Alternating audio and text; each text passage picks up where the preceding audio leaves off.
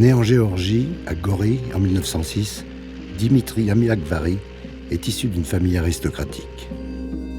Réfugié en France, après l'invasion de son pays par les Soviétiques en 1921, il intègre l'école de Saint-Cyr en 1924.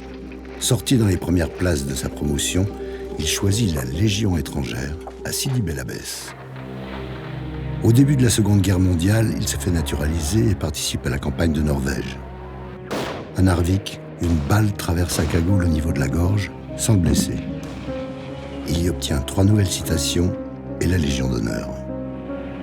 En juin 1940, ne pouvant se résoudre à la défaite, il embarque depuis la Bretagne pour rejoindre le général de Gaulle à Londres, où il organise une nouvelle unité de la Légion.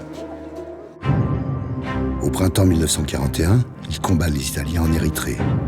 Puis il s'engage en Syrie, où il sera nommé lieutenant-colonel après avoir rallié des milliers de combattants à la France libre. En 1942, il est en Libye au sein de la première brigade française libre, où il seconde le général Koenig. Et, avec un groupe de combat motorisé, il détruit 5 chars allemands.